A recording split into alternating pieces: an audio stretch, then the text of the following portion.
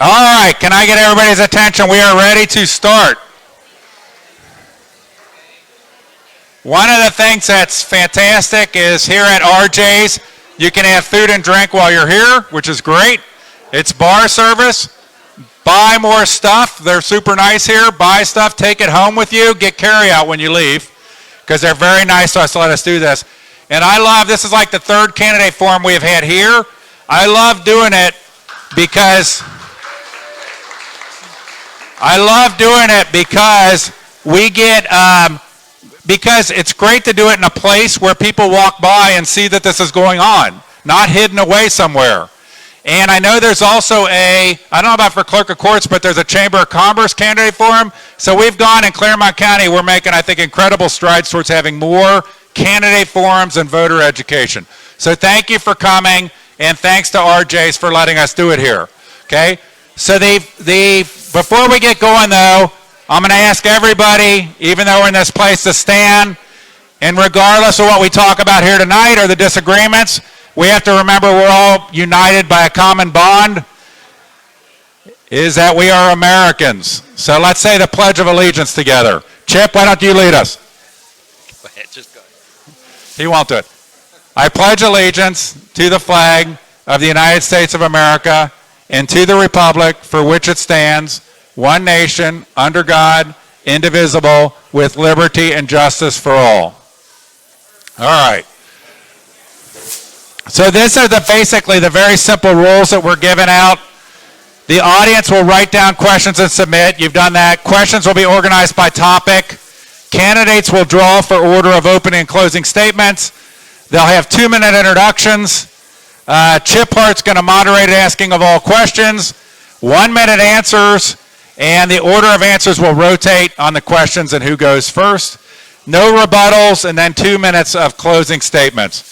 So on the thing that my wife put some of these on the tables, so it has the timing, basically, of what we're going to do here tonight. We're a little bit behind schedule, but I basically allocated 15 minutes per candidate per race. So we only have 2 of the 3 clerk candidates here, so hopefully it will all work out. All right. With that said, I am going to turn it over to my close acquaintance, Chip Hart. If you are, Chip lives in Tate Township, and if you are into the outdoors, he has a radio show at like some ridiculous hour where I would never listen to it, at like 5 a.m. Is it 5 a.m.? 5 a.m. on Saturdays on WLW radio called The Big Outdoors. The Big Outdoors with Chip Hart on WLW radio. I'm heard it's a fantastic show. I've never up at 5 a.m. on Saturday. But with that, let me turn it over to Chip. We'll start with the opening statements. I'm going to give you this microphone, and you go first, right? You're first on the opening statement. So, all right. Hold on, wait. Okay, there we go. Can everybody hear me okay? All right, fantastic. So why don't we start with opening statements. Mr. Camphouse, you're first. I'd like to thank everybody for coming out. My name is Paul Camphouse. I am a candidate for the clerk's office. Can everyone hear me? No? Hello? I was raised in Claremont County. I live in Pierce Township with my lovely wife, Michelle. We raised our 2 boys, Sean and Luke, out of the house we have there in Pierce Township. I was honored to serve the citizens of Claremont County for 27 years as a deputy sheriff with the Claremont County Sheriff's Office. I retired in July to campaign for this office full-time. I retired as the captain in charge of the patrol division. One of the responsibilities that I had as the captain in charge of the patrol division was being in charge of the warrant section and the civil section. So any of the process that came from the courts to the sheriff or service, I oversaw that. So when there were any problems, I had to resolve it. So I have a good working knowledge of the work that comes to the clerks that's done in the courts.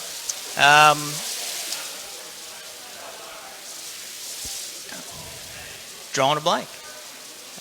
So it's my intention to make some changes at the office, but I'm not going to bore you with those changes. What I am going to tell you is that it's a very closed system. The criminal justice system is a very closed system. So if you have time between now and the election, talk to an attorney, talk to a cop that might be a neighbor of yours, a landlord that has any dealings with the clerk's office. Ask them what the problems are with that office, and if they know me, ask them if they think I'm the guy that can make those changes. Thanks. Ralph Villardo. Hello, everyone. Again, my name is Ralph Villardo Jr., and I'm also a candidate for the clerk's office. First of all, thank Paul Camphouse for being here tonight. It's unfortunate the incumbent is not here tonight. I think that speaks volumes of why that person is not here, especially in Union Township, where a good majority of the voters come right here in Union Township. So I want to thank the Union Township group for for putting this on, hosting this tonight. I think it's a great format, and you'll really hopefully be able to see why I am the best candidate, why I can make the changes. I'm a 31-year public servant in Miami Township. I have served as a council member. I have served as the mayor of Milford, so I know what it takes to get elected. I know what it takes to answer to the public.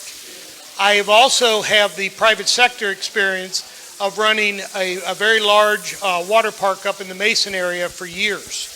So I oversaw a budget of over $5 million.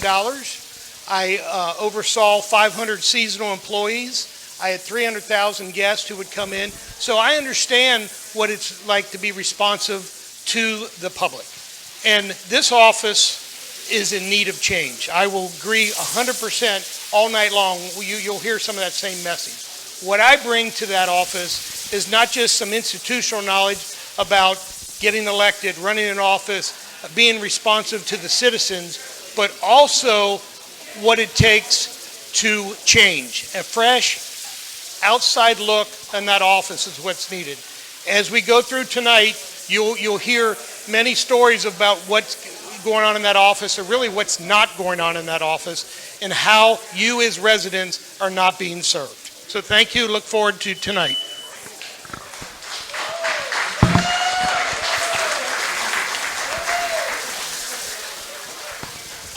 Okay, first question. We'll throw this to Paul, if we can. And it is, why does Claremont County have 2 clerk of courts? So my understanding of why we have 2 clerk of courts is because it was a population-based change made back in '96, I believe it was. My understanding was if your county reaches a certain population, you had the ability to make a municipal clerk. It was made by the legislature. The common pleas court and the municipal court are like comparing apples. Are you Nicholas? It's like comparing apples and oranges because they're 2 totally different systems. So do I see the need for someone to oversee each one? I do. Do I know why there's 2? I don't. Okay, Ralph? Yes. You gonna reset? Or just give me his extra, so, yeah. So, bad legislation is why we have 2 clerk of courts. Very bad and the sitting person got the law changed. The law specifically exempted Claremont County from having 2 clerk of courts. The legislators changed that to remove Claremont County. So it created 2 clerks. When we went, to his point, over 100,000 people, and we went from a county court to a municipal court, you have the ability to have 1 clerk. And then you could have subsets of deputies who would oversee each court, whether it's municipal or common pleas. I feel that it should be 1. And once elected, I will work towards eliminating the duplication and go back to just 1 clerk. And we'll talk about that at length later on. But again, it's just bad legislation.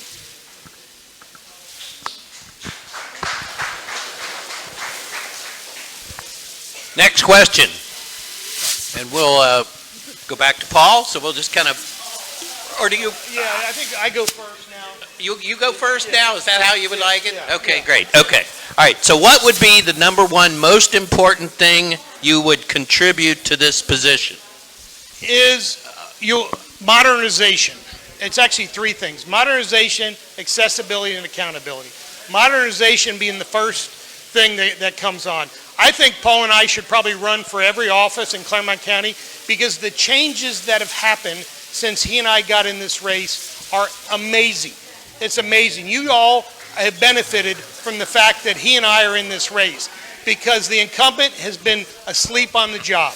He has been asleep on the job, and he's not getting the job done. He's not serving this public. So the modernization, they made a big deal about accepting credit cards. It's 2021, folks. And the fact that our court system, you could not pay a fine with a credit card up till recently.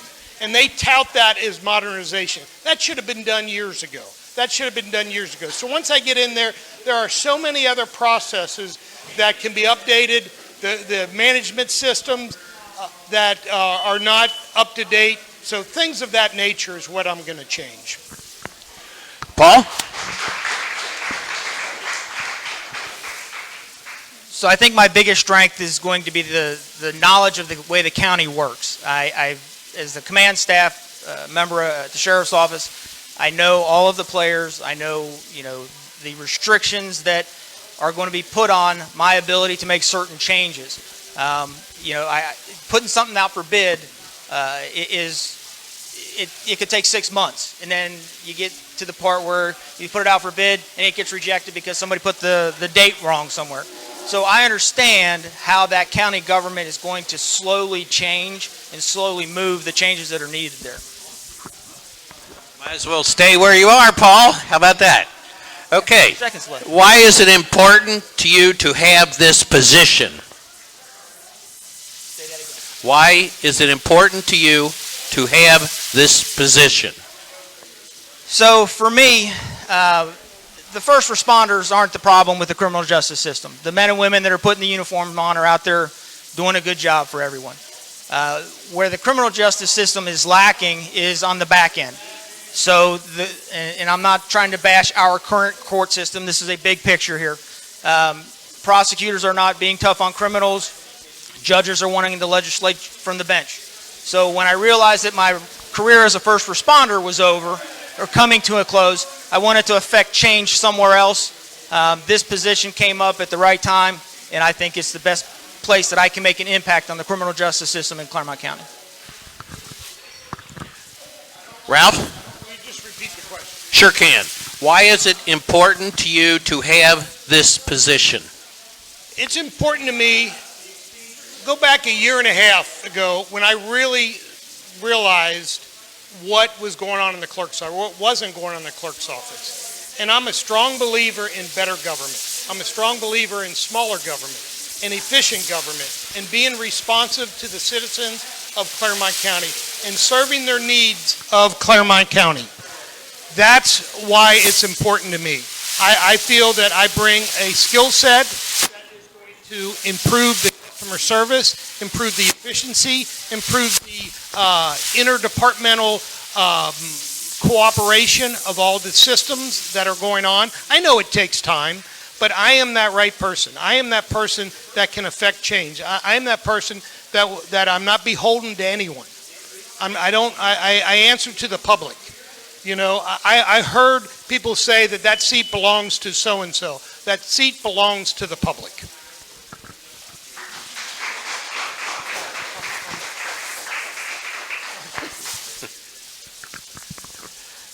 What sets you apart from the other candidates?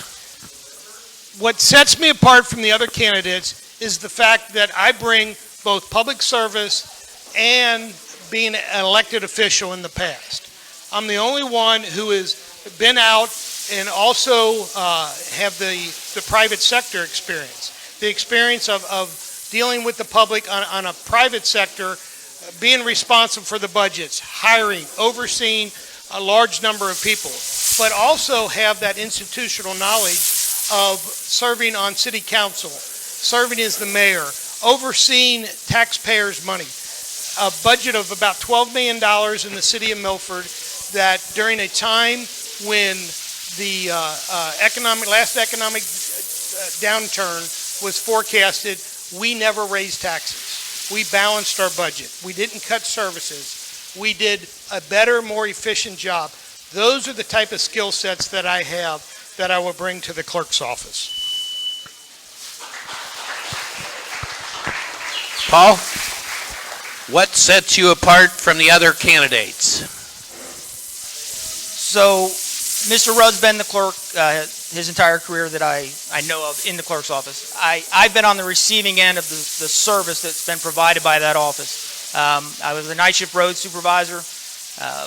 The majority of my career I was on night shift. So I've been there through the transition from a clerk available at all hours, 24/7, 7 days a week, to where it is now, to where the men and women that I was supervising couldn't file charges until normal business hours. And that's just crippling our ability, the law enforcement officer's ability, I'm no longer one, but their ability to do their job 24 hours a day, 7 days a week. And I was on the receiving end of that, so I know how it affects those people.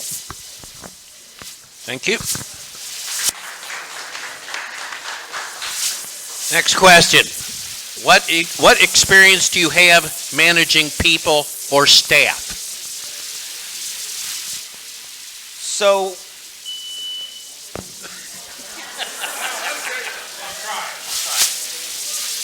I would directly supervise shifts when I was a corporal and a sergeant on the patrol.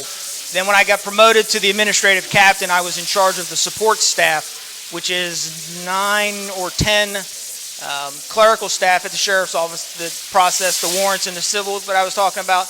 I handled that when I was the administrative sergeant. Did that for, I think it was almost 2 years. When Sheriff Leahy got in, he moved me to the patrol, and I kept the warrants and the civils. So I didn't directly supervise the clerical staff any longer, but I was still responsible for that. Thank you. Okay. What experience do you have managing people or staff? So, two different experiences. First of all, as a council member and the city manager, you're responsible, the mayor, you're responsible for the city manager and his staff. So you oversee that, make sure that they are performing best practices, making sure that they are responding to the needs of the public. My private sector experience is running a 500 seasonal staff of people, mainly young people, who one of the main missions I had was to teach people how to work, to teach people how to run a safe business practice. Those type of practices give me an advantage of being able to institute those changes in the clerk's office. And again, I think you probably have some great people who work in that clerk's office. They're lacking leadership, and they need guidance, and that's what I'll bring. I'll get this down one of these. Yeah. Do it however you want. Yeah. Okay. Where do you see improvement and innovation required in this office?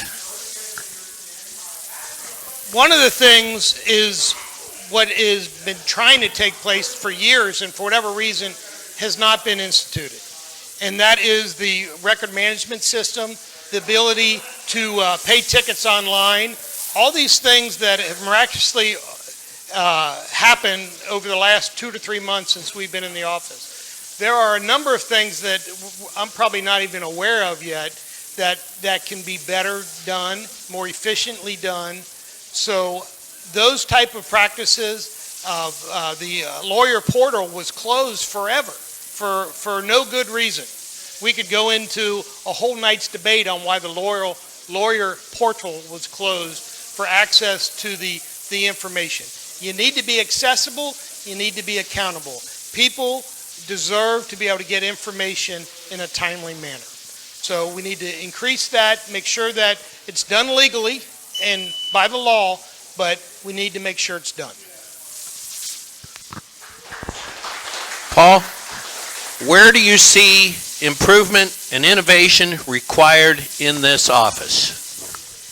So Ralph touched on it earlier, that they are now accepting credit card payments, but I think we need to even make that even more accessible. If someone works night shift and knows how to Venmo, then they should be able to Venmo the clerk's office. If I'm the government and I'm telling you, you've got to pay me a fine or you've got to pay me my cost, it should be at my convenience, not the government's convenience. The second thing is electronic filing. There's no reason why I can't remote work and electronically file any paperwork into that system that doesn't have to be dropped off by hand. That's antiquated.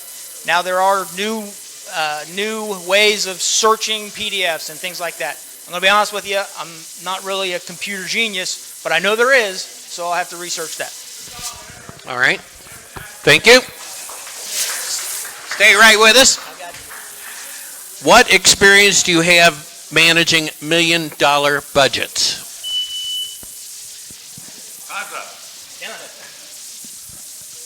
So when I got transferred from the administrative captain to the patrol captain, my budget was just under $8 million. And that's an $8 million county. That's a portion of the sheriff's overall budget of about $22 million, and I was responsible for that. So I understand how it works with the county. And Bonnie, don't take any offense to this, but some spending is out of our hands, and some spending it's already allocated. It's already, it's encumbered. I can't touch it, but it's part of my budget. So $8 million roughly when I was the patrol captain. Thank you. Ralph? And I don't want to sound like a broken record, but I keep going back to my time on council where we had about a $12 million budget, encumbered, some unencumbered funds to take care of all the needs of the citizens. So I was very proud of the fact that every year we were able to balance that budget without raising taxes. In the private sector, it's the bottom line. You know, if I don't balance that budget, the company doesn't survive. When I was running a water park, you have 100 days to make your money. So you have to be pretty darn efficient to make sure that you can continue to operate year after year. I was very proud that when I left 5 years ago, that park was making money. Now, COVID shut it down. A lot of other things have happened. But under my watch, that park made money. And it was done in just 100 days. So just think what I can do over the course of a year in an office.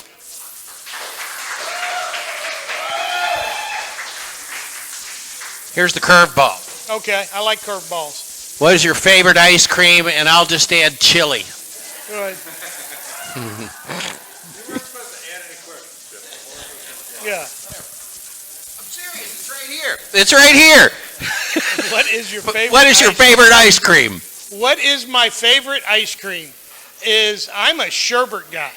I'm a sherbet guy. I'm sorry, but I inherited a velvet belly, so I eat sherbet. So yeah. Are you gonna answer that? It's your turn. I don't eat much ice cream, but when I do, it comes from Grater's. And I don't eat much chili, but when I do, it comes from Skyline. All right, that's it. I'm a Skyline. Skyline. You want to let Okay. the chili question? Yeah. Okay. I'm a Skyline guy. All right, so now we have your closing remarks. I go first. Yes. Yeah, Yes. okay. You go. You go. Is there something else? Uh-oh. I'm not too good at this, so. 22 minutes. All right. I could talk for 22 minutes.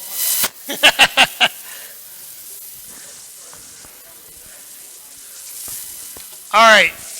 We've thrown a lot of information at you, but let me throw some numbers at you.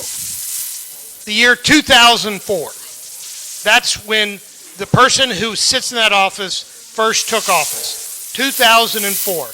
A lot has changed. That office hasn't. There were two social media platforms in 2004. Facebook just started and MySpace. Now, you got to be pretty old to know what MySpace. MySpace went by the roadside. Facebook continued to invest to the mammoth company that it is today because they invested in itself. They invested in the future. My 2 minutes haven't even started yet. I see that, yeah. Yeah, so I got to start over, so I got 2 more minutes, yeah, so, yeah. Yeah. So, I know nothing. equate that in 2004, George W. Bush was our president. And we were in the middle of the war. And we have not changed in that office since 2004. Very little updating has been done. Matter of fact, it's gone backwards. In 2004, that office was open 24 hours a day.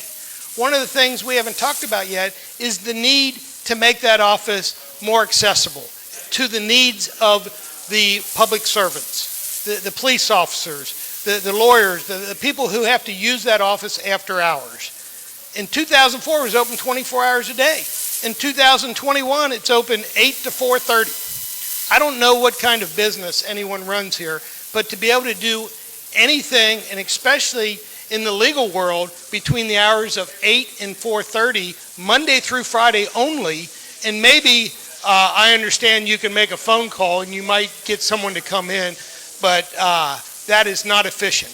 So we need a better office, a more efficient office, accountability, accessibility. Those are the type of things that I'm going to bring.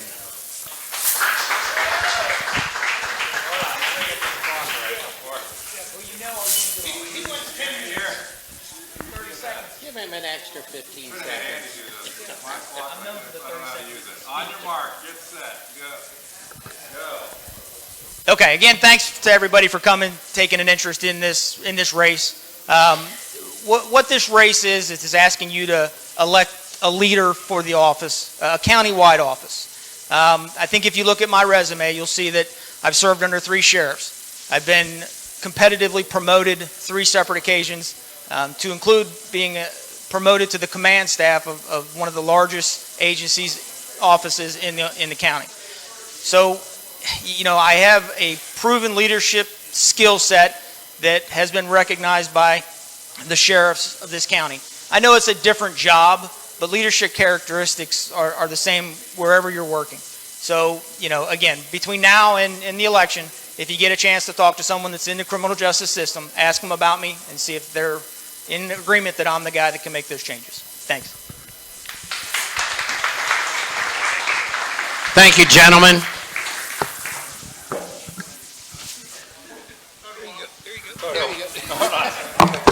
All right, act like you like each other. All right, I'm going to try to get the sign behind you. 1, 2, 3, smile.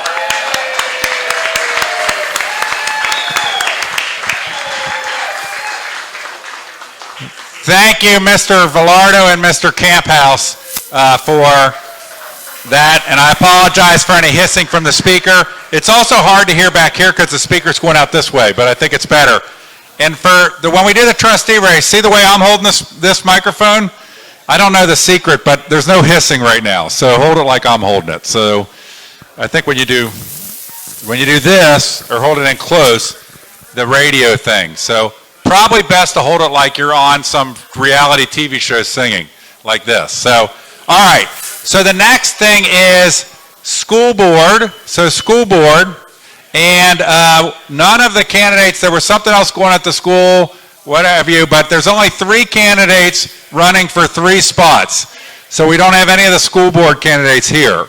So I left it on the agenda and we collected questions, and what we are going to do is we're going to take those questions and we're going to give them to each of the 3 candidates running for school board, and we're going to ask them to answer them in writing for us.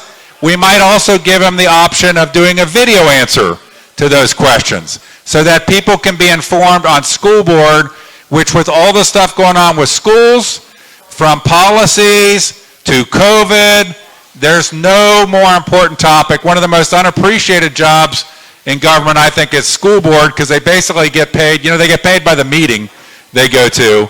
So it's not really that much of a paying job, and it's really, really important. Okay, with that said, we are a little bit ahead of schedule, which is good. And what we're going to do is take a 10-minute break. So we're going to start again at about 8:05. By the way, when I'm talking, can everybody hear okay? Okay, so holding the mic like this, not like this, okay? Enunciating, it's an important, I'm not saying you should make your decisions on who you're voting for based on their use of a microphone, but it would be a factor. So with that, we'll be start again at about 8:05 with the township trustee race. Thank you, guys.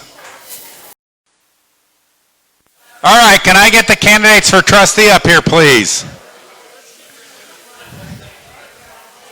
You have your, okay.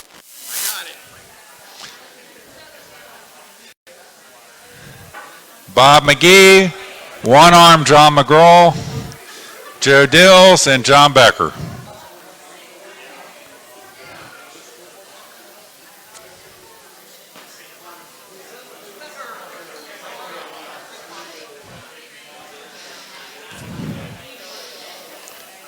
All right. Advance the chart. So guys, we have drawn for what order they will be starting, and then they'll be closing. And let me turn it over. I'm going to hand them, but remember, and then the radio works. And let me turn it over to my close associate here, Chip Hart, who will begin to moderate. Not and friend. The first person's going to be John McGraw. All right, opening remarks, we'll go in this order. John McGraw, Bob McGee, John Becker, and Joe Dills. John? Thanks, Chip. Thanks, Chris. And thanks for everybody for coming out tonight. I think it's a great turnout. I do appreciate all the residents and everybody coming out to hear what the candidates have to say. But also thanks to our committee who have done great work to put all this together and to do all the background work. So thank you, committee back there. Appreciate it. So I'm John McGraw, and I'm a current trustee. I first ran for this office because I've got 4 kids, and I live here in the township. And I just wanted to see a better township for my family, for my friends, and for all the residents. So I thought it was important to get involved and be a part of the community and be a part of making positive changes. And I think we've been able to do that. This used to be the Danbury Theater. It was vacant. It was shut down. There was nothing going on here. One of the things the Board of Trustees did while I've been a trustee is make this movie theater come back to life. And it's a great facility. So that's the kind of forward thinking we need to turn buildings that are vacant into buildings that are productive. Right across the street, another shopping center that was about 95% vacant when I took office. It's now a very nice shopping center, a lot of new stores. And I don't take all the credit for that. We've got a great team in Union Township that helps get the job done. You can't do it all by yourself. So you have to build teamwork, you have to trust your team, and you have to do all those kind of things to make the township move forward. So we got to fight blight. I'm going to be pro-police and fire and EMS. Infrastructure is very important, and fiscal responsibility is very important as well. So I respectfully ask you to vote for me, and I'm so glad that you're here. I'll be glad to answer your questions tonight. Thank you. Bob McGee? Thank you very much. I'm Bob McGee. I'm one of the current trustees on the board here at Union Township. I want to give you some personal information about myself. I am married, my wife Betty. We have 2 daughters. We have 3 grandchildren.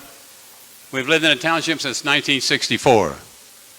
I am a veteran of the United States Navy, honorably discharged petty officer, 6 years. My job, first off, I'm a retired railroad freight conductor on the Conrail system for 23 years. I am a retired chief bailiff for the Claremont County Municipal Court for 12 years. I have worked on the zoning commission for 5 years here in township. I've served as a Union Township trustee 3 full terms. My membership in organizations that I belong to, I'm first off a member of the Cross Point Baptist Church for 48 years. I'm a member and past master of J.B. Covert Masonic Lodge. I am a past president of 6th Masonic District for Brown and Claremont counties.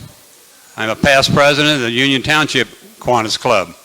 I'm a member of the University of Cincinnati Alumni Association, a member of the Claremont County Township Association for 16 years, and the Union Township Central Committee for 30 years. I am a member of the National Rifle Association and have a carry concealed permit. I'm also a proud member of American Legion Post number 72. And yesterday I received from Greater Cincinnati Right to Life their endorsement, and I'm very proud of that. I think that's all. I got 20 seconds left. No sense in extending it.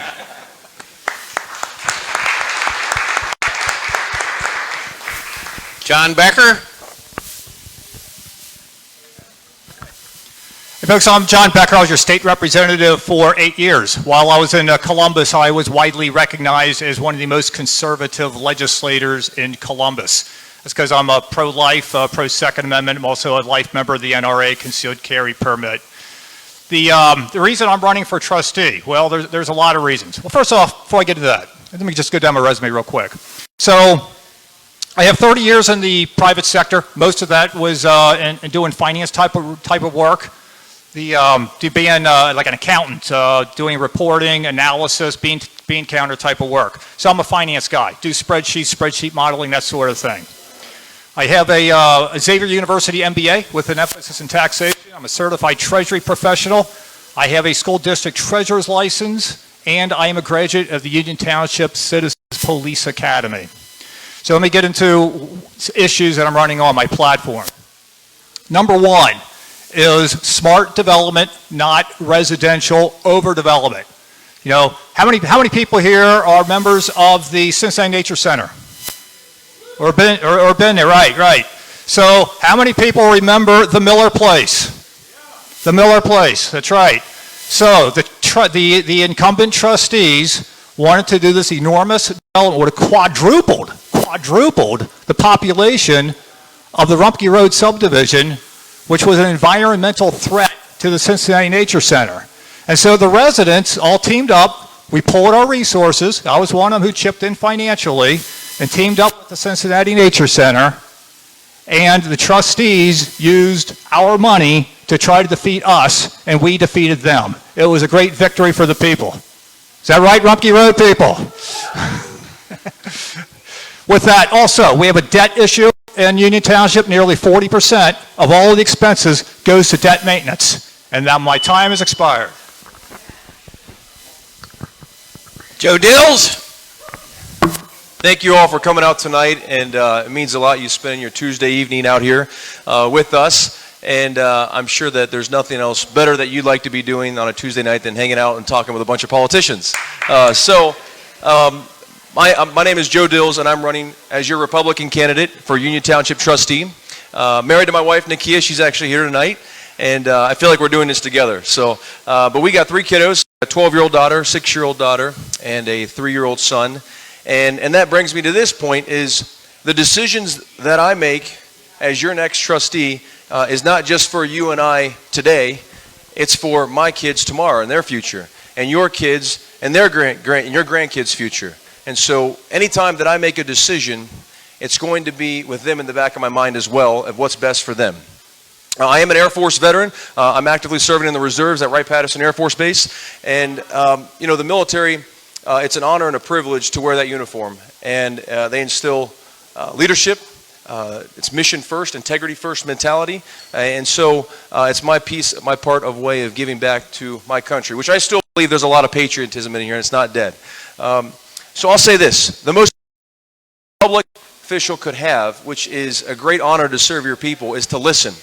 Listen to your community. Listen to the people that elect. And I feel like that is sometimes lacking with our current trustees, is listening to the community. And so as your trustee, my vow, my promise is to listen more, to hear what you have to say. And so the decisions that we make are not just my decisions, but their involvement with you as well. So thank you very much. I appreciate it. All right. Which way would you like to start? Left or right? Right. Okay. Well, Joe, there. So we'll let you kick it off.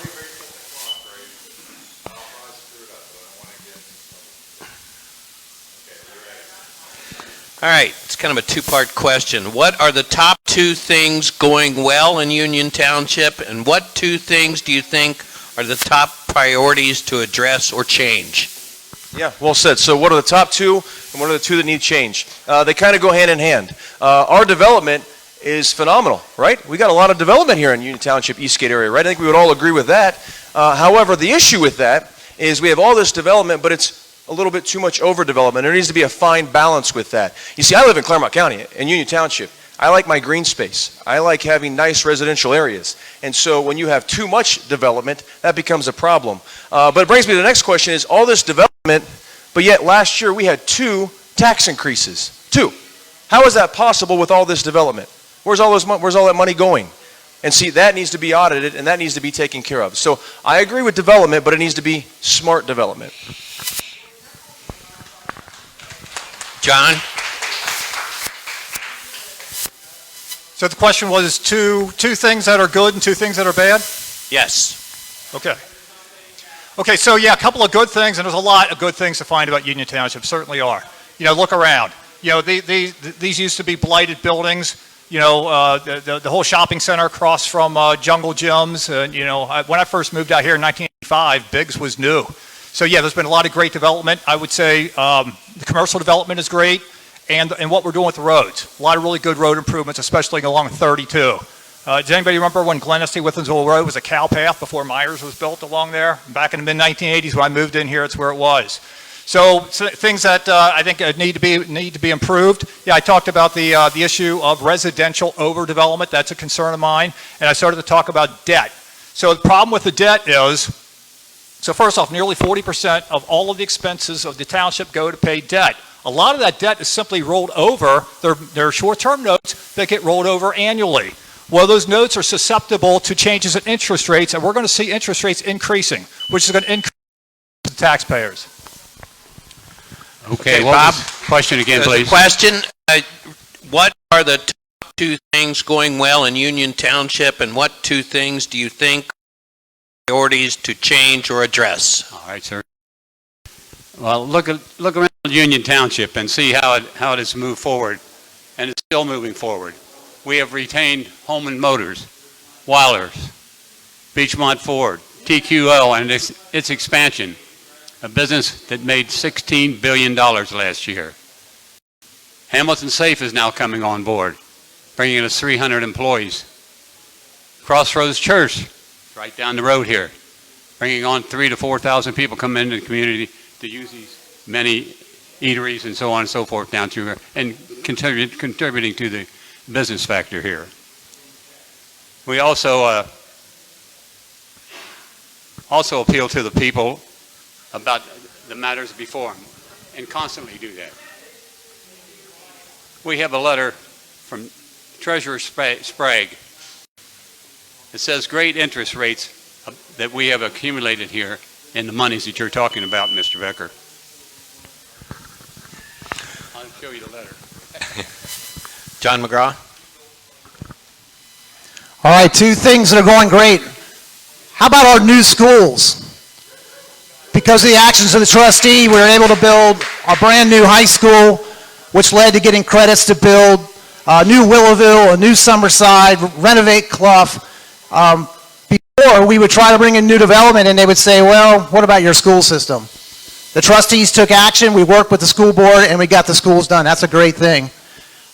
We have great services here in Union Township. All our services are nationally accredited. Police, fire, our 911 communications, our service department, our roads.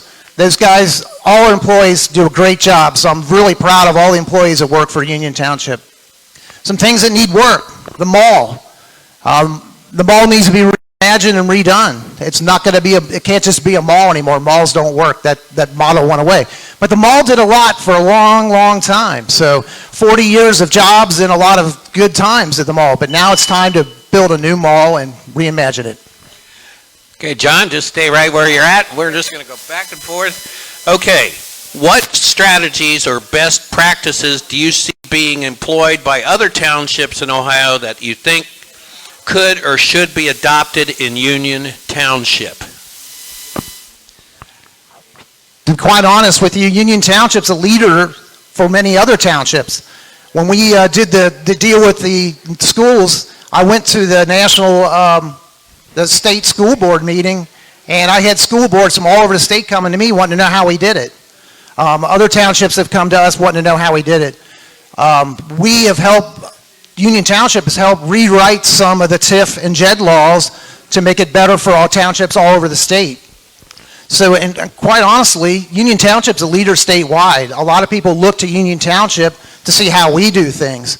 And that doesn't mean we can't learn from other people, because I belong to the Claremont County Township Association. There's some great township trustees in this county, and we love to collaborate with them. They always bring great ideas, and I'm proud to be part of that organization. Thank you. Okay, Bob? Give me the question again, sir. Would you? Question, please. Yes. What strategies or best practices do you see being employed by other townships in Ohio that you think could or should be adopted in Union Township?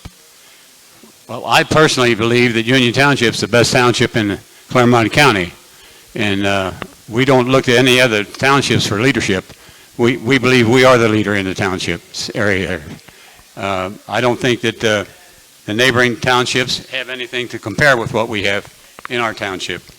And I just mentioned before about the situation Mr. Becker talked about, the situation of the government and our auditors.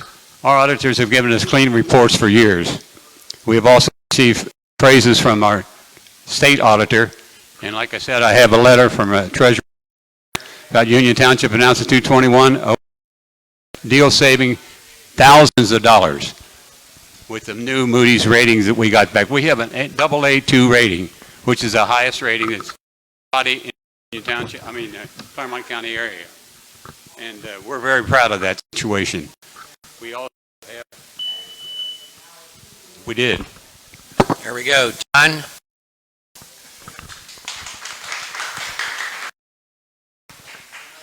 Yeah, first off, I didn't question anything about the audits or integrity of the way the township is run. All I'm saying is when interest rates go up, it's going to start costing the taxpayers a lot more money on the debt that we hold, and it's a sizable amount. So to get back to the question here, so best practice is what it comes down to. So this is an advantage of being a former state representative. I spent 8 years in Columbus. So the Ohio Township Association, I worked with those people for 8 years.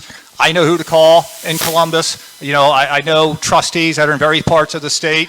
So, and Union Township is, I believe it's in the top 10 or right around number 10 in terms of size. So there's really not a whole lot of townships we can even compare ourselves to. Locally, it's probably Crane Township is the closest, but it's a very different townships. And if you look at just Miami Township, it's more of a residential area. Not so much commercial and apartment buildings like we have in Union Township. So it is very difficult to compare township to township because they're all so different. But I'm in favor of researching best practices. Joe? So I live in Union Township for a reason. I love this township. I do believe it is the greatest township in Claremont County. That's why I live here. That's why I chose to live here. If I had to compare it, here's what I will say, though. If we're doing everything right, the new census just came out. We have just shy of 50,000 residents in Union Township, and the Miami Township has right at 43,000. And yet they grew nearly 8%, we grew 6%. So for some reason, Miami Township is growing at a faster pace than Union Township. So, and they have less development and more residential, which goes back to the Miller Development folks over here at Rumpke. And we don't need all of that. We can have a fine balance of green space along with development. I think that's what we want. There's a reason why we don't live in Hamilton County and we live right here in Claremont County. So I love this township, and I do believe it is the best, but there's always room for improvement, and I would like to see that.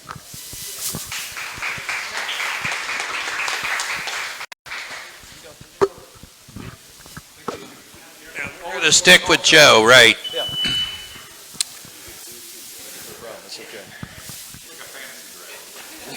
Snake. The Skyline question? We're going to discuss one of these. Okay. All right. Hindsight is 20/20. What is the biggest thing you've learned from mistakes or missteps, your political past, and how will you use what you've learned in future decisions? Yeah, well said. So I'm the only candidate in this race that is an entrepreneur and has ever started a business. I've owned 3 businesses. I was self-employed for nearly 10 years, and I'm the only candidate that can say that. I've actually created jobs. I've sold all 3 of my businesses. Now, here's the thing is, 2 of my businesses did well, and 1 of them did not do very well. Actually, it failed miserably. But you know what? My second business is the one that failed. I didn't sit in the corner and sulk. I started my 3rd company, and so I'm the only one with actual experience of creating jobs, of actually going through the struggles of being a small business owner, and so I can relate to the business community much more than my opponents. So. What's the question again, Chip? Hindsight is 2020. What is the biggest thing you've learned from mistakes or missteps, your political past, and how will you use what you've learned in future decisions? Yeah, that is a good question. Okay, so I've been in politics a long time, since, 1993, I guess is when I first got involved in a Republican Claremont County Central Committee. Then I went to the State Central Committee in 2004. I got elected to be state representative in 2012, so I served from 2013 through 2020. I've made about every political mistake you can make, I think. I think we can all get together and find a long list, and I'd plead guilty about everything you could find on there. So yeah, I learned from those mistakes because I guess I've been in politics as long as I've had, and have certainly made my share of mistakes. I've learned how to cope with those mistakes, and how to move on, and how to frankly just be careful not to make those mistakes in the future. And I remember something Bill Batchelder, he's a former Speaker of the House. He would talk about term limits. And he and I disagreed on this, because I'm a believer in term limits, and he was not. But what he would always say is term limits are a problem, because once a legislator's been in 8 years, they start to get good at what they're doing, then they're term limited out. So I understand that. Question. Okay, Bob. Hindsight is 2020. Hey. What is the biggest thing you've learned from mistakes or missteps, your political past, and how will you use what you've learned in future decisions? Well, first off, if you make a mistake, learn from it. Don't do it again. And that's always been my policy. No one's perfect. I'm not perfect, and no one here sitting up for this forum is perfect. We've made mistakes in the past, and we've looked over our mistakes and keep moving forward with what you have to work with. I still think we're the greatest township in this area, and will continue to be. We work together. The board, as it stands, still works together with one another, trying to get things solved. I am not a businessman. I've never been a businessman. Don't want to be a businessman. I try to do the best I can for the township with the abilities that God gave me to work with, and I think that they'll continue to help me in the past. Thank you. Thank you. John? I'm good. No, you're fine. So every day is a learning experience. I'm constantly learning, constantly trying to improve. One thing I've learned as a trustee, every vote you make affects someone. It may affect someone positively, it may affect them negatively.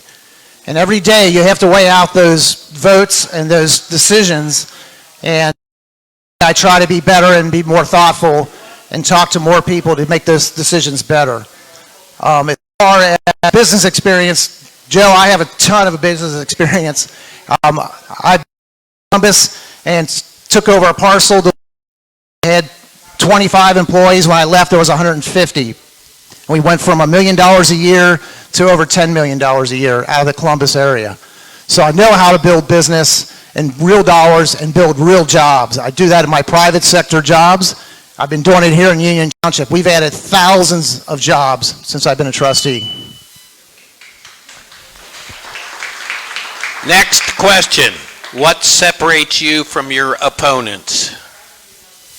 Well, first of all, I have 3 very good opponents, which I'm friends with all of them. So they're all great people, and I enjoy being around them and talking to them. What separates me, though, is I'm the person who's aware of small details as well as the big details. I'm thinking back to all the trustee meetings that I presided over in the past 8 years, and I don't remember all these candidates being at all those meetings. But now I'm glad they're concerned about the community now. But they could have been coming to these meetings all these years. I went to a lot of meetings before I was elected. I got things done before I was elected because I cared about what problems were. I cared about the little things. John, there's a fire hydrant broken in front of my house. Well, that's, in the past, people would have said, call the water department. That's not our job. That's not how you do it. I call the water department and I say, this person's got a broken fire hydrant, can you come over and fix it? So to me, the buck stops with me. I take care of the small details. All right, Bob, separates you from your opponents. Praise to me from my opponents. Well, I guess age. Not that much, John. Come on. But I think I have the ability to communicate. I go out, like, I have many calls about potholes or debris in the yard, some dogs barking or whatever, and we do listen to those people. We hear them, we talk to them, we turn them into the proper authorities to see the work completed and done as quickly as possible to relieve those constituents of ours of the pain that they're having. And I think we're going to continue to do that, hopefully, no matter who gets on the board. But I know that I will, and my partner John here, we have worked together, and we work very good trying to get things done for the township and our constituents. Thank you. John? Bob's a good man. I like Bob. All these gentlemen are great people. I'd be happy to serve with any one of them. No question about it. And Michael Logue as well. So, what separates me, probably my experience and my education, my background. I'm the guy with 30 years of finance experience in the private sector. I'm the guy that's got 8 years of experience in Columbus as a state representative. I'm the guy with a Xavier University MBA with an emphasis in taxation. I'm the guy who's a certified treasury professional. I'm the guy who went through the Union Township Citizens Police Academy. I'm the guy that's got the school district treasurer's license. Is a school district treasurer's license important to being a trustee? Well, sort of, because there's a lot of parallels between running a school and being a trustee, running a township. Things that have to do with reporting and open meetings and things of that nature. There are a lot of parallels there. So all of that does come together, and that's what makes me, in my opinion, the best trustee of the lot up here. Well, I think everyone would agree that I have the best looking haircut amongst all four of us, right? So, my wife agrees at least. So, I'm the only candidate endorsed by the police FOP Lodge 112. I'm the only candidate endorsed by the police, period. And a lot of those police officers that are part of the FOP are Union Township police officers. And the reason why they unanimously endorsed me and no one else. There's a reason why. I will always back the blue. I'm currently active in the military, and that speaks volumes, I think. It instills leadership, mission first, integrity first before. But lastly, and I say this with respect, but I think when we elected President Trump, which in my opinion should still be president, but the people spoke that they're tired of career politicians. And I'm the only one that is not a career politician. For 8 years, Bob 16 years, John for 15 years, I'm not a career politician. And I think that's what the people want. They want change. They're ready for new, fresh blood, new, fresh ideas, and that's what I bring.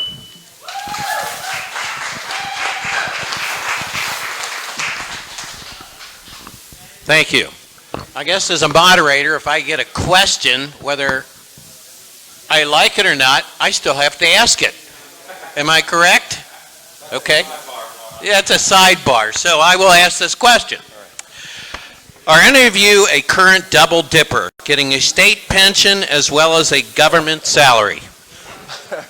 Well, to go with Bob's answer, what makes me different is my age, and I think all of you already know the answer to that question without me even answering it. Yeah, so Lord willing, I would like to be in the Air Force, Lord willing, if I'm able to retire with the military. That'd be a great honor. But no, I'm obviously not a double dipper, and so not yet. No, so. Okay. Yeah, so I have a total of 8 years in the state pension system. So it only takes 5 to be vested. I am vested. I think, because I'm 60 years old, I think I'm actually eligible to take a pension at this time. I am not, and I probably won't take a pension until, I don't know, probably 10 years out. I'll probably be in my 70s before I start taking a state pension. So the answer to the question is no, I am not a double dipper, nor do I anticipate being a double dipper, at least not in the next 10 years. Thank you, sir. Yes, I am. I guess you could call it. I worked for the railroad for 23 years, and I had a pension from the railroad. And I'm not going to throw that away. I worked for 23 years for it. I became... And you know, what come about is I was asked by some people to run for a trustee years ago, and I ran. And fortunately, I won. I beat the last Democrat, Linda Wardeman, in the county. We all have all Republicans now on our board, and have had since 2001. And like I said, technically, I guess you could say, yeah, I'm a double dipper. I'm very proud of my time I spent on the railroad, and very proud to be a trustee for Union Township, Clermont County, Ohio. And I hope to continue that for the next 4 years. God bless you all, and thank you very much.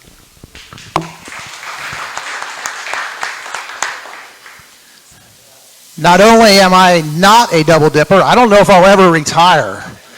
So that would be nice to do. That's a big nice thing to look forward to. I just see myself working forever.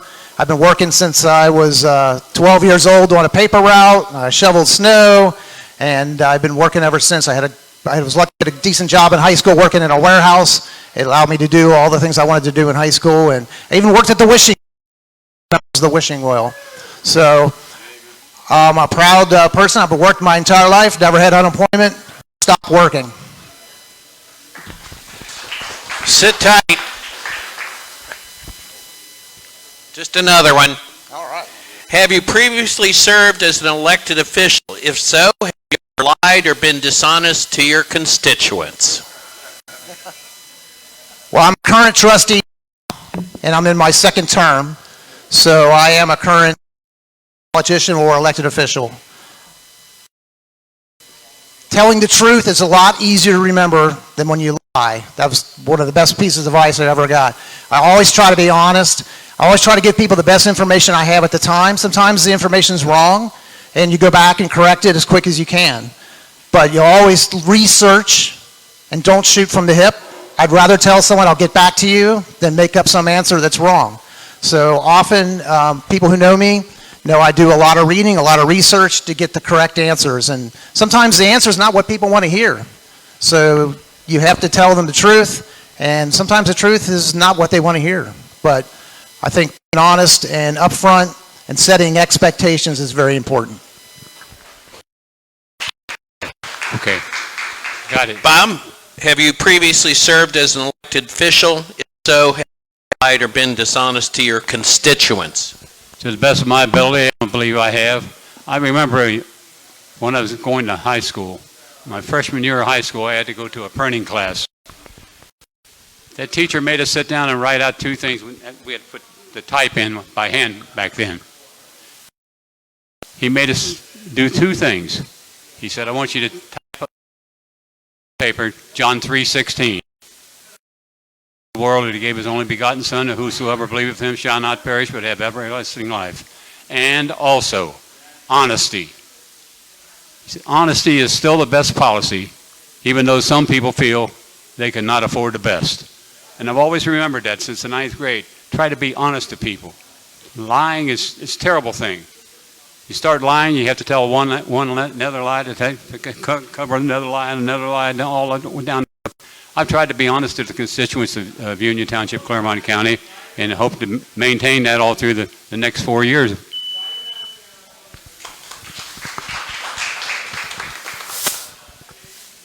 I've started a couple of speeches with this in the past. Hey, I'm a politician. You can trust me. I'm a politician. Would I lie? I'm from the government. I'm here to help. I think that one came from Ronald Reagan. So yeah, have I made mistakes as a state representative, as an elected official? Oh yeah, oh yeah. Have I intentionally deceived anyone or told anybody intentionally something that is not true? Never, never, not once. Because honesty, integrity always has been important to me, and it always will be. Because frankly, if you're going to sacrifice that, then you're just another politician. And, you can call me a lot of things, but just another politician isn't one of them. I'm pretty unique.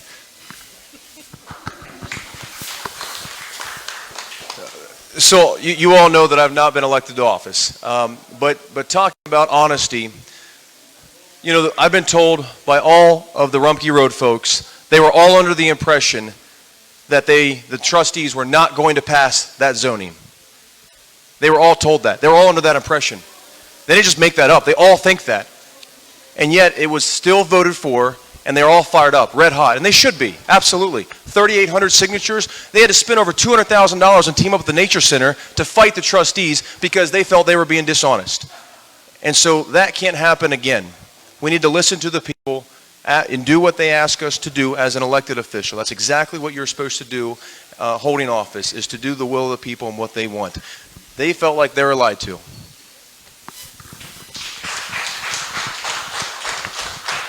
All right. Do you think government should dictate types of businesses allowed and to what degree? Yes, so I'm a constitutionalist. I believe in the Constitution, and I believe in liberty and freedom, and I believe, as a Republican, I believe in small, limited, local government. I believe that government needs to step aside as much as humanly possible and let business owners do what they do best. The more that they interfere, I feel like the more problems they have. Why would we trust government to handle more stuff? It should be less stuff for obvious reasons. But I also believe that business owners, you see, I feel like a lot of business owners have approached me and they say that they feel like the township has picked winners and losers. This company gets a tax break, this company doesn't. This company's a winner, this company's not. That's not fair. That's not fair at all. And that should not be the perception amongst business owners in our township. And so I believe in small, limited, local government, and that's the way the Republicans should believe as well.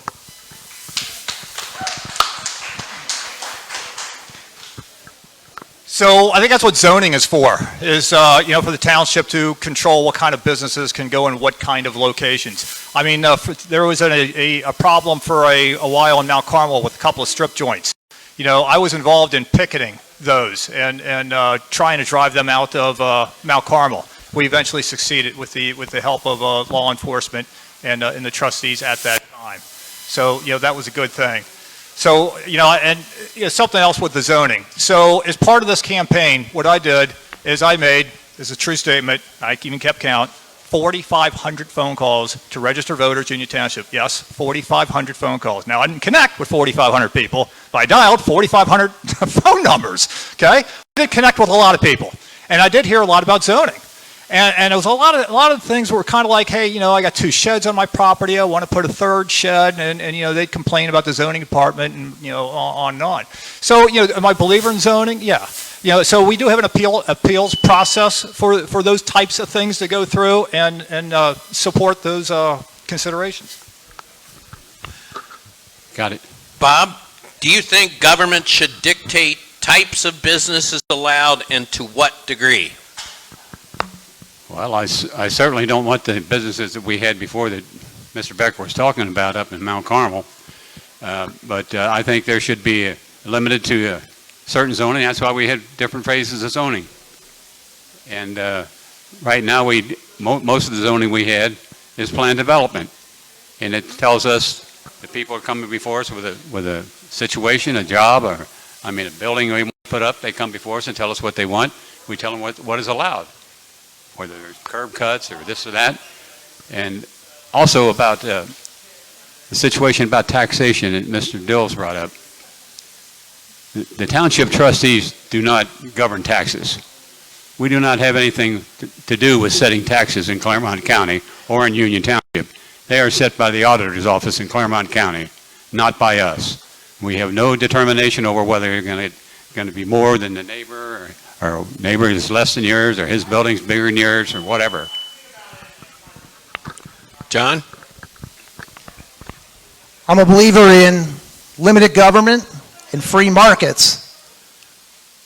So I don't think the government should be in the business of telling which business should come and which should go.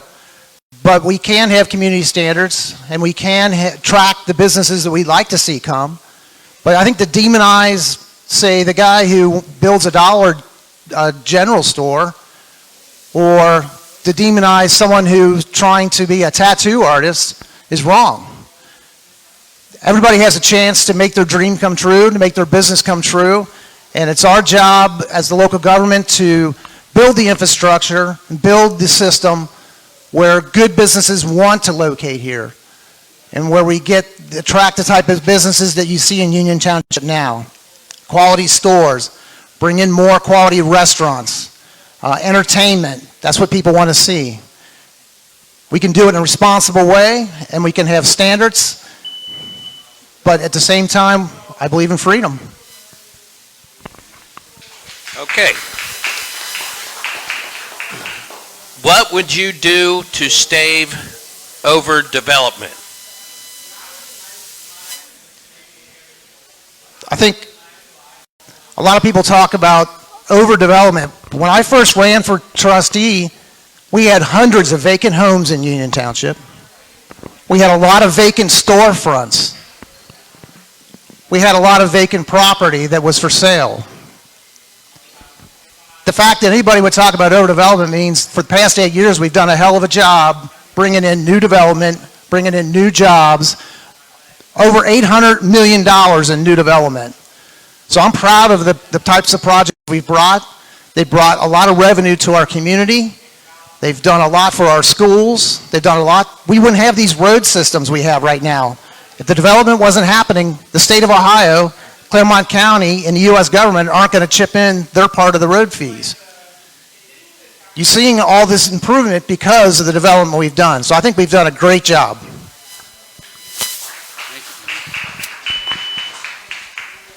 What would you do to stave overdevelopment? Overdevelopment. Well, as John said about the situation of overdevelopment, you got to understand a lot of this businesses that are coming in now, we have had blighted areas for years that have been here. Some of these people have moved in, tore their houses up, or businesses up on 125. We put about 4 or 5 businesses this year in on blighted land. And I don't think that's overdevelopment, pushing to see small business come in. As John once stated too, what about the little guy out here who wants to build him a business? And he wants to take this blighted piece of property over. Should we tell him, no, we're not going to allow you in because we've had too many of the stores here, too many of this in here? I think that's wrong to tell a person that has a dream that's going to be knocked down by some politician sitting up telling him he can't move in on that land. As long as he has the ability to move in there and take care of the land properly and do the job and start his business and keep it moving forward, I think it should be allowable. If I'm wrong, God bless me. God forgive me.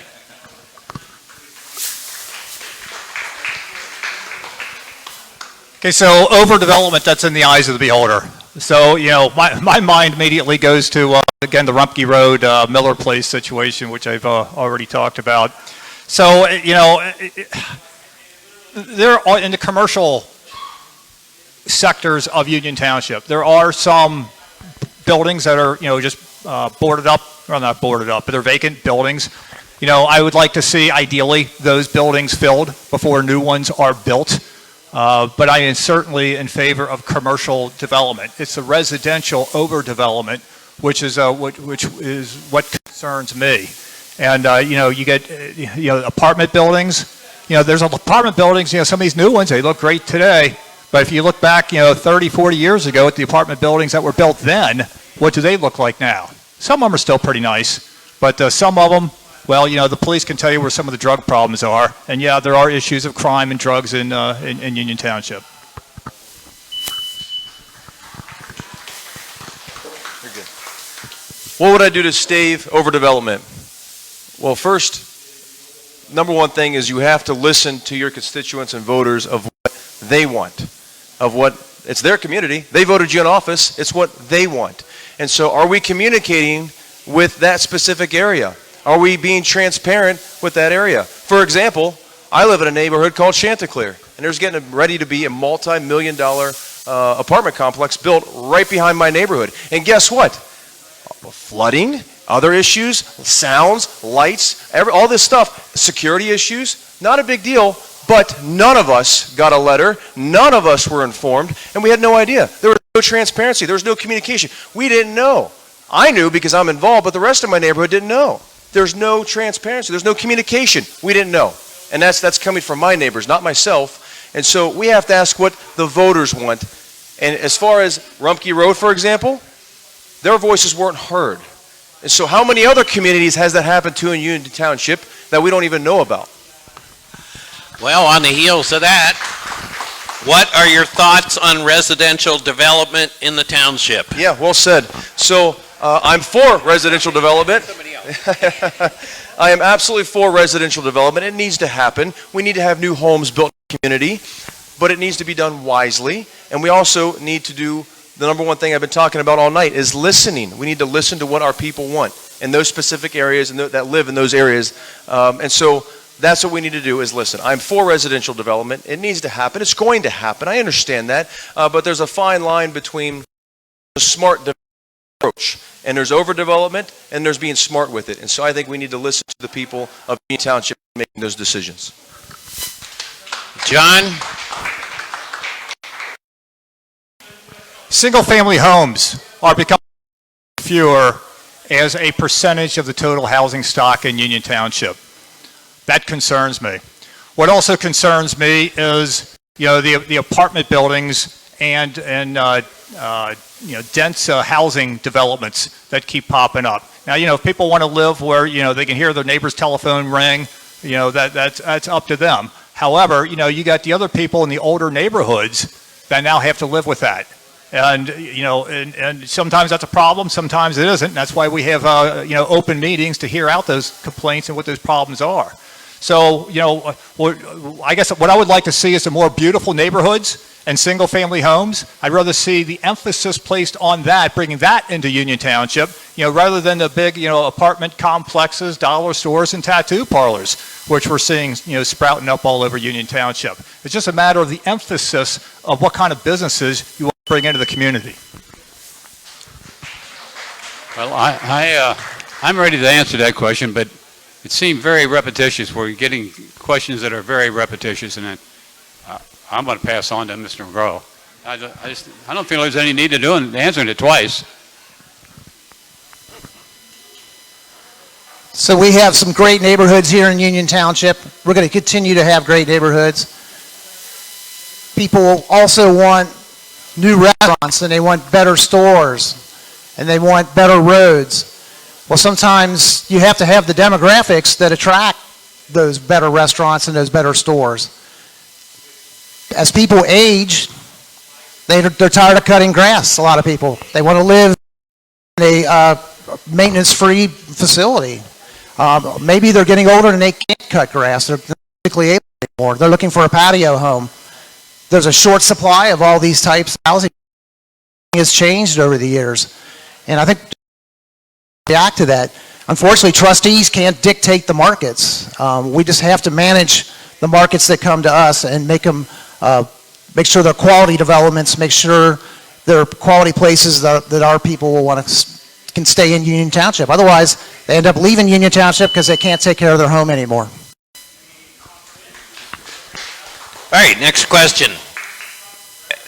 Do you support those who make calls for Ken Geis? Ken Geis, the Union Township Administrator, to be fired? Those calls are crazy calls. So whoever's calling for that is making a big mistake. Ken Geis is the best administrator that I know, and I bet could probably work anywhere in the country he wanted to. He's brought a lot of great developments. He knows the local developers. He's brought a lot of innovative ideas. We wouldn't have a new high school without the innovative thinking of Ken Geis. And it's not just Ken Geis, it's his staff too. But by the way, we have small staff. We don't have a big staff. Union Township runs lean and mean. But Ken Geis does a great job. He's a great leader. If we're going to turn Eastgate Mall into a first-class national development, we've got to have Ken Geis on. I don't know what we're going to end up with at Eastgate Mall.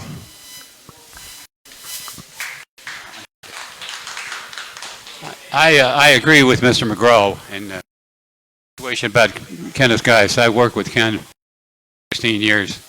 I've never seen a man that works more hours than him. He works 7 days a week. He's at that office up there. He does the job for the township, and he believes this township is the greatest township in the state of Ohio.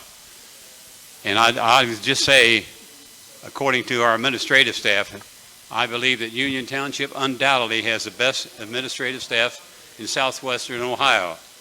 They are honest, forthright in all the affairs of the township, and the staff has the respect of all their peers. They are always available to answer any questions concerning the township. And as I said, I've dealt with Ken for many, many years on many, many situations, and went with him to talk to some of those people, corporate people, and they just like the way he talks, he does business, and the way he gets around with the public, and he meets and greets them very, very well. And I'm proud he's here. God bless you.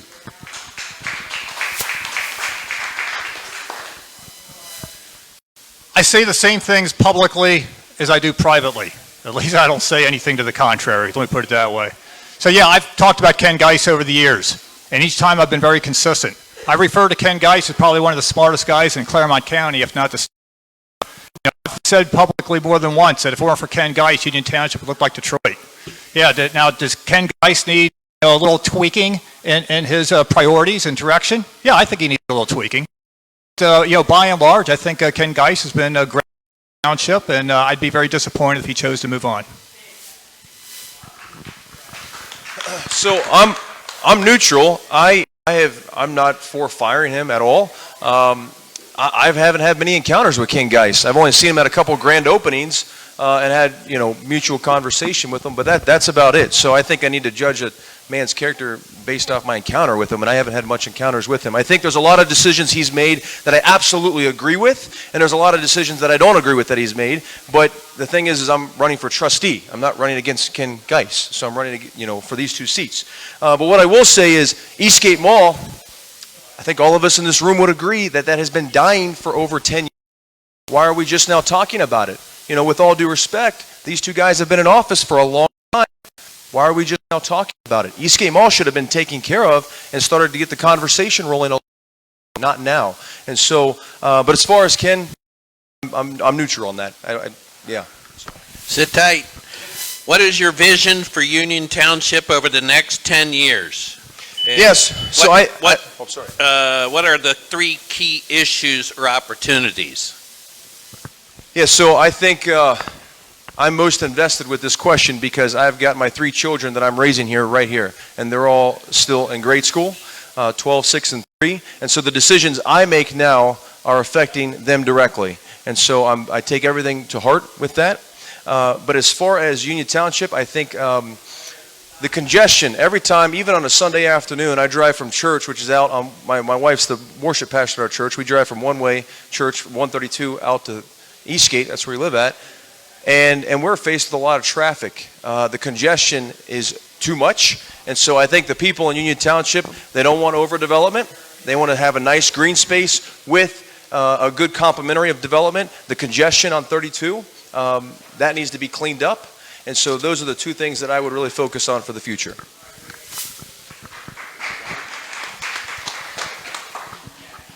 So 10 years out, hopefully the roads will be improved by then. There is a plan in place to do some major improvements along 32. And yeah, that probably will be about 10 years before all of that's done. And there's some pain and short-term pain to go through with that, like we're seeing along Old 74, where you have one section of that closed at a time. But, when the section opens up, it's a great improvement. It's good to see. I guess the one thing I'm looking at, that's probably the number 1 eyesore in Claremont County, or at least in Union Township, would be the Eastgate Mall. That's been touched on a little bit here. So, and it's probably going to be 10 years out before that gets completely redeveloped. So, we're going to have to see, because it's in bankruptcy, it's privately owned, there's multiple businesses or multiple owners. So some ideas that I have that I think I would like to see happen to the mall, maybe make it look more like a Kenwood Mall. Maybe make it look more like you have in Loveland, where you have the graders and you have apartments or condos that are surrounding it, or maybe an entertainment district. There's a lot of possibilities there. Okay, Bob? Yes, sir. How do you see Union Township in 10 years? And Well, good Lord willing, I'll be here 10 years from now. But first off, I see Union Township moving forward. I think that we're on the way to doing that now. We have situations come before us right now that we're working with to see us prosper more. And the situations that have come up in the past have been great for us. We worked together, got them out with our administrator, bringing more business in here. And of course, we have residents. The residents must love it here because they're coming here by the droves. We have situations where seniors are moving in now with our senior centers that we've got. Providential and Sienna Gardens. And these groups are looking for more room to build. One is sold out. Buxton is sold out. And they're putting in another group of senior citizens care units. I think it's going to improve. I think it's nothing but improve for the next 10 years. John? So, working on Eastgate Mall is not a new thing, Joe. We have been working on it. And I remember reading what you wrote in the Claremont Sun as your opening reasons for running, and you didn't mention the mall at all. So I'm glad you're talking about the mall tonight. And I think John Becker just said maybe some condos or apartments would be great at the mall. So that kind of contradicts what you said earlier, but I'm glad to hear you're on board with that because I think it's a great idea. But as far as the vision of 10 years from now, what I don't want to be is there's some northern townships in Cincinnati. When I was growing up, places like Tri-County, Coleraine, were all like the places to be. Sharonville, not so much anymore. Those places are having some blight issues. They're having, look at look at Northgate Mall. We don't want to become those places. I think blight is a real threat. If we don't keep the momentum going, if we don't keep positive things happening, we're going to end up like those places, and we can't have that. All right. What's your favorite ice cream and chili? This is very, very easy to answer. You have to go to Egg Lemisi's in Oakley and get a chocolate malt, and you have to get the little cookies that come with it. It is the best malt in Cincinnati, Egg Lemisi's. Last question. Okay, so, my wife and I, we have our regular haunts where we like to go for restaurants. And pretty much it's almost religiously every Saturday night we are at the Eastgate Skyline Chili. Anybody a Skyline fan in here? Eastgate Skyline. Get the same thing every time, not much. So yes, Skyline Chili is my favorite. So ice cream. Okay, so nobody's going to be surprised when I say Graders. Nobody's going to be surprised when I say double chocolate chip. I've experimented with flavors. Double chocolate chip is my favorite, but here's one coming. There is a box of ice cream you can get at Kroger's. I think it's a Kroger brand, and I think it's called Brookie Deluxe, something like that. Awesome. I'm into that like every night. I get into, my wife keeps a freezer full of these boxes of ice cream, and it's like really good. So, my wife's a Graders gal. I prefer UDF. And so peanut butter chocolate chip cookie dough. That's my favorite choice of ice cream. But really, I love ice cream. So as far as chili, my wife and kiddos, we go to Skyline, and I wish I was exaggerating, at least twice there Sunday after church. But I'm actually a Gold Star guy through and through. But we never go there. I never get my way because, so, happy wife. All right, we're getting remarks. John, before we do that, I'd like to take the liberty to say that I don't live in Union Township. I live in Tate Township, and I wish I could vote in Union Township because, what's that? Yeah, I'm sure, yeah. I grew up in Cincinnati, moved out here 15 years ago to Claremont County. I think it's fantastic, but I do shop in Union Township, use a lot of services in Union Township, automotive, everything from top to bottom. So I have to come in from Tate Township to shop here and spend a lot of time here, maybe 3 days a week.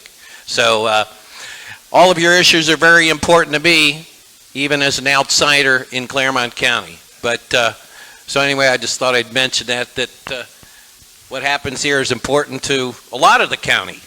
So with that, John McGraw, closing remarks. Okay. Oh, right. I'm sorry.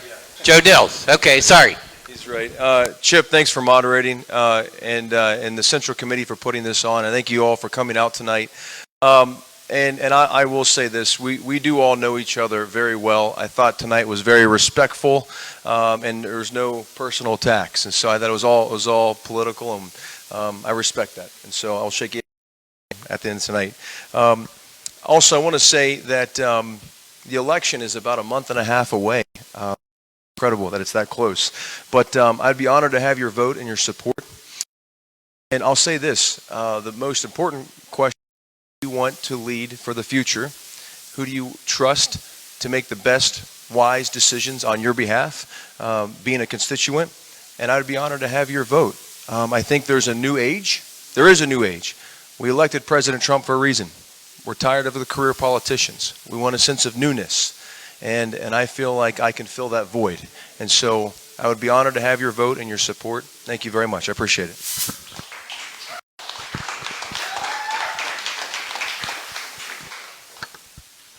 So I know I've talked about the Miller Place a couple of times tonight, and I do have some additional thoughts on it. So I spoke to the trustees, made it clear I was not speaking as a state representative. I was a state representative at the time. But I wasn't speaking as a state representative, but I was speaking as a resident of the Rumpke Road subdivision and standing with my neighbors. And I had a couple people looking at me saying, "Becker, you better be on the right side of this or you're going to get tarred and feathered and thrown out of here." I said, "Hey, I'm with you guys." Okay? So, so I was shocked, I really was, that it was a unanimous vote to go against the people when it was that many people in opposition. So, I don't know if you call that tone deaf or what, but when you have the trustees that are not listening to the people, and that many of them, we're not talking onesies, twosies, we're talking as many as the building would hold, and they still get ignored, they go through with what they wanted to go through anyway, that's a problem. And I don't want to see that ever happen again. So beyond all of that, hey, I'm the guy that's got, the 8 years in the General Assembly. I know my way around Columbus. I know who to call.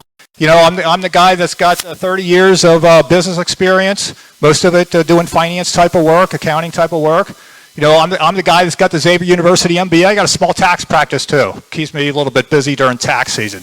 Emphasis on the word small. Don't have a lot of clients. It's more of a hobby than anything else. And I really appreciate your vote. Thank you all very much. Thank you. Well, I want to thank each and every one of you for being here this evening, coming out, and thanks to our committee people for getting together. Thank you, Chris. Thank you, young man. God bless you. You did a great job. And first of all, I hesitated to come to this forum tonight. I didn't want to come. I talked to Chris about it, and he said, well, appreciate it or not, it'd be better for you to attend. Well, I came here tonight with an open mind, try to do the best I can to please the people of Claremont County, Union Township. I love this township with all my heart. I've been here since 1962, and my wife and I hope that you'll consider me for the next 4 years as your trustee. I have you at heart.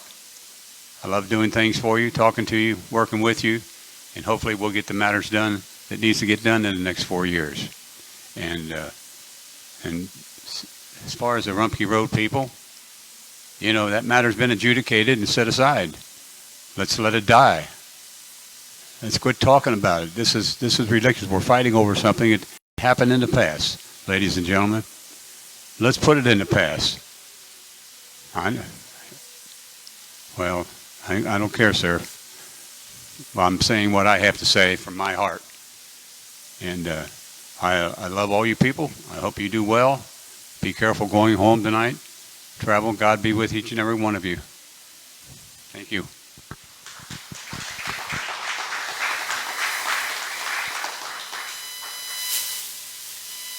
When you run for office, at least for me, I believe in doing the right thing. And I believe in doing the right thing for the entire township. If that means that an angry crowd comes to a meeting and doesn't want me to do something, but I know it's the right thing to do, you got to have courage to stick to your convictions. So maybe my opponents, if they get an angry crowd, they're just going to go along with whatever the crowd says. But in my heart, I studied the issue very carefully, and I did what I thought was best for everybody in the township. I went door to door, many, many houses in this township, and I heard over and over, please don't raise our real estate taxes. I didn't want to do that. And what I've tried for the last 8 years is to bring projects to Union Township to help pay for all these services that we need for quality life here. And we've worked really hard to do that. And part of the Middle of Price project would have paid a lot of money towards those services. Over $7 million a year for schools, $5 million a year for police and fire. We would have had new roads, a new park, a new intersection, all the things, sidewalks on Rumpke Road. We would have had repaved Rumpke Road. Today, that land still sits vacant, and who knows what will happen to it in the future. But there's no tax revenue coming from it, I can tell you that. And yes, we did have a police and fire levy on the ballot. And I believe that's a result of not bringing in enough development to keep that off. But our police and fire are important, and I believe in those levies, and I think it was good for the township. But you have to have courage, and you have to do what's right. And at the end of the day, if I don't get reelected, I know I can sleep at night knowing I did what I thought was right.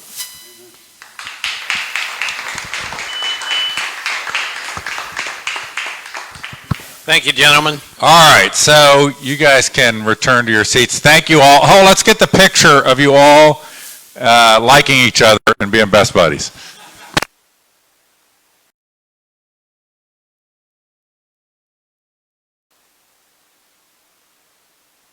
All right, so we have 6 tickets for the straw poll that were not turned in. We're going to announce the results, but if you have a straw poll ticket that you bought and you did not turn in, they're waiting for you to turn it in. Or because somebody gave $6 to us and never turned in their tickets. Okay? I want to, before everybody goes, I just want to thank Chip Hart. Let's have a round of applause for Chip Hart. Still not getting up at 5 a.m. Okay, so I haven't seen anybody getting up with tickets, so let me announce the straw poll results. Okay, so here are the straw poll results. And what an efficient operation that they tracked how many tickets had not been turned in. So if we could get that to happen in elections all across America, it'd be tremendous. Okay, on the straw poll for Clerk of Court, there were 136 votes for Velardo, 6 votes for Camp House. 136 for Velardo and 6 votes for Camp House. I just want to thank the Velardo people for bringing their checkbooks. So thank you guys. Thank you guys for participating, and we really, and there were no votes for Rudd? No votes for Rudd. So no votes for Tim Rudd. For Trustee, I'm going to go from lowest to highest. Is that the fair way to do it? Lowest to highest. John Becker had 5. Joe Dills had 21. Bob McGee had 23. And John McGraw had 43. So that's the results on the straw poll for Trustee. And thank you. That money goes to a good cause to support our Union Township Republican Party. I want to thank you all for participating. I want to thank the candidates. Drive safe. I don't know what time they close here, but you could still maybe order some carry-out food. Thank you, guys.